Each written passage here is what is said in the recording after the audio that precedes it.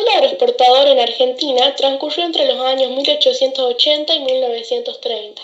Su economía se basaba en la exportación de materias primas de origen agrícola, como el trigo, el maíz y las carnes. Surgió como producto de la revolución industrial, que hizo que los países europeos destinaran su producción al ámbito industrial, pero para hacerlo necesitaban de materia prima a buen precio, y así países como Gran Bretaña incorporaron a Argentina como país exportador. Este periodo se caracterizó por la llegada de inmigrantes europeos al país en busca de una mejor calidad de vida a cambio de brindar su mano de obra a la producción. También se llevaron a cabo distintas campañas militares que buscaban conquistar el territorio aborigen para ampliar sus fronteras agrícolas. La venta de carne se potenció con la llegada de los primeros frigoríficos que permitían un mayor aprovechamiento de los animales y preservaba el sabor de la carne. El final de este modelo económico fue debido al inicio de la Primera Guerra Mundial, ya que los países compradores redujeron su consumo de alimentos, lo que provocó la caída de las exportaciones argentinas. En 1929 se produjo la caída del mercado de valores de la Bolsa de Nueva York. Esto provocó una desconfianza generalizada por los ahorristas respecto a los bancos. Aquellas personas que tenían ahorro en los bancos retiraron el dinero, dejando esto sin efectivo y dejaron de dar créditos al consumo y a la producción. La economía se estancó porque las industrias no tenían disponibilidad de dinero para invertir. En 1930, el general José Félix Uriburu derrocó al presidente Irigoyen e instauró una dictadura, dando paso a la llamada década infame.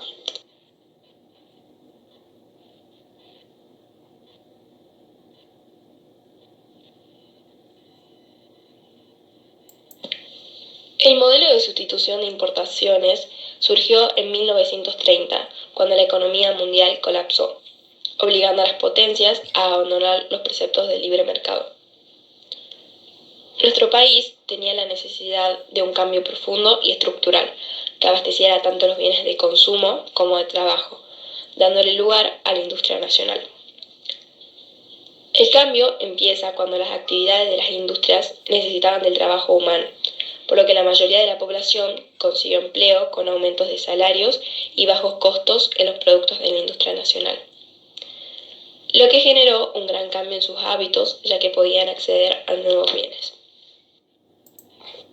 En la Argentina, la etapa de industrialización por sustitución de importaciones contó con 3 etapas entre 1930 y 1976. El primer superior de la ICI, el cual contó con 15 años entre 1930 y 1945, se caracterizó por el crecimiento de industrias que ya existían. Entre ellas, las más importantes fueron los frigoríficos, la extracción del tanino, la curtiembre de cueros y la producción de harinas. Además, el incremento de la población había aumentado, por lo que el mercado interno también, junto con los consumidores de productos manufacturados. En esta etapa, la educación generalizada aportaba a la industria mano de obra calificada. El segundo superior de la ICI estuvo entre 1945 y 1955. Esta etapa surgió junto a las industrias que traían nuevas características, como la utilización intensiva de la mano de obra, lo que generó el crecimiento de los sectores obreros. Durante estos 10 años, el Estado incrementó su rol en la economía.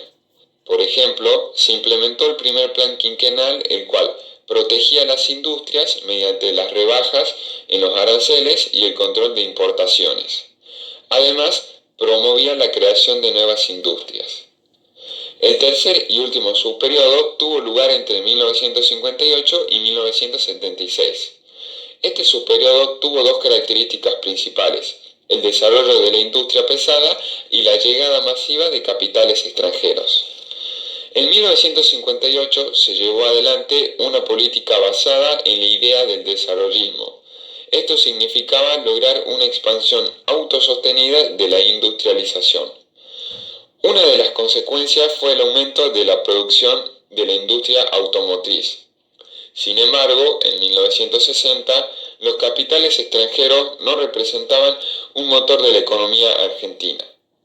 Finalmente, el sistema entra en crisis y termina con la dictadura militar iniciada con el golpe de Estado de 1976.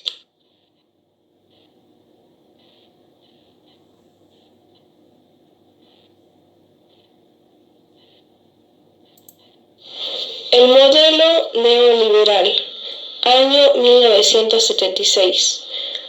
Surgió en Argentina con el golpe de Estado de la dictadura cívico-militar el 24 de marzo de 1976 y a partir de allí el país hizo un cambio rotundo en la política económica, implementando el modelo neoliberal.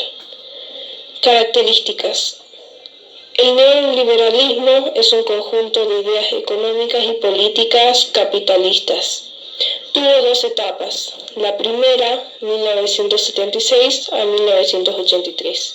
Se estableció un plan económico de casi 8 años que tuvo como objetivo reducir la intervención del Estado.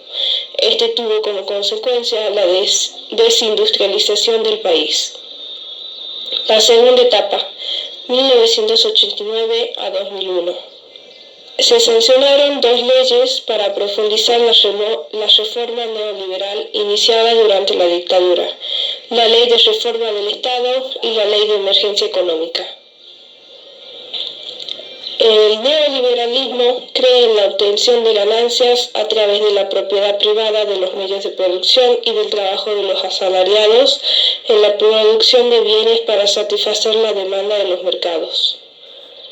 Se extranjerizó la economía, se provincializaron los servicios, se privatizaron los ferrocarriles, se transformó en la economía regional.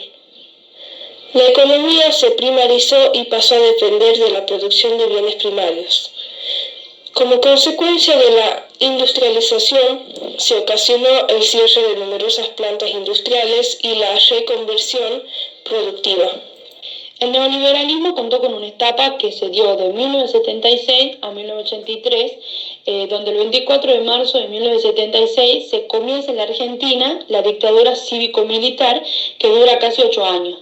Esta lleva un golpe de Estado en el cual las Fuerzas Armadas asumen el gobierno del país y tienen como principales responsables a Videla, Macera y Agostí del plan de terrorismo de Estado, la cual lleva a que las Fuerzas Armadas modifiquen la estructura económica y se denomina esta etapa como una etapa de cambios de la estructura y el rol del Estado.